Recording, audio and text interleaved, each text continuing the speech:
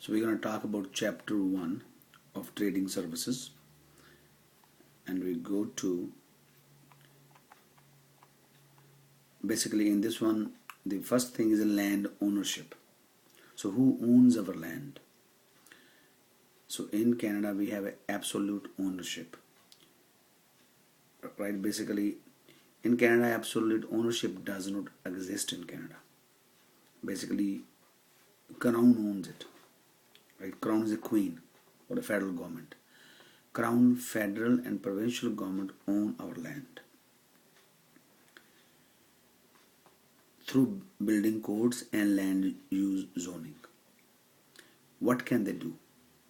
They can evict us, they can expropriate us, and they can also sell our property if we don't pay tax. Expropriate basically mean right to take back. If we don't pay taxes, or they find something petroleum underneath, right? So the government can take away from you, or the government can kick you out, right? If you do something terrorism or anything, right? And private individuals, right? So basically being a private individual, we have a largest bundle of rights. We have a fee simple interest. Fee simple interest means no qualification required to inherit the property. For example, you don't need to do a real estate course to own your dad's property when your dad leave the world, because you have a fee simple right. Because your dad has registered a fee simple interest.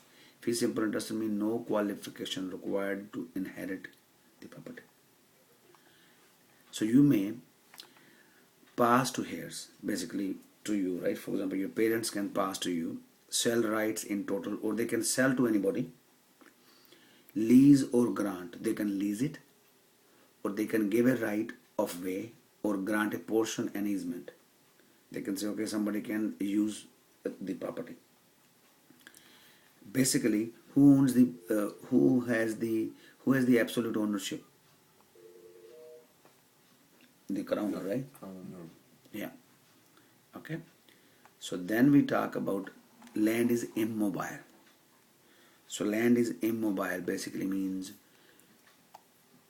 the immobility of, you can't move the land, right?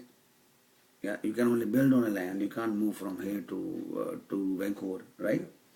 This immobility of real property means land is subject to externalities. If the earthquake strikes, so you can't move the house. So which are either enjoyed or suffered by people other than those who produce them. So basically land is immobile and is vulnerable to externalities. Okay.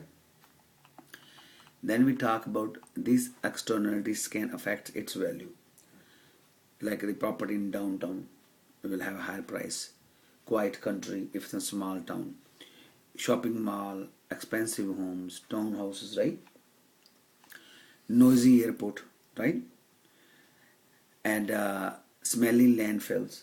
For example, if your house is next to junkyard, the value will be less. Too close to SkyTrain.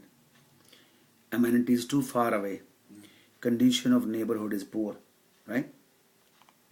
Then we talk about 3 laws: common law and statute law.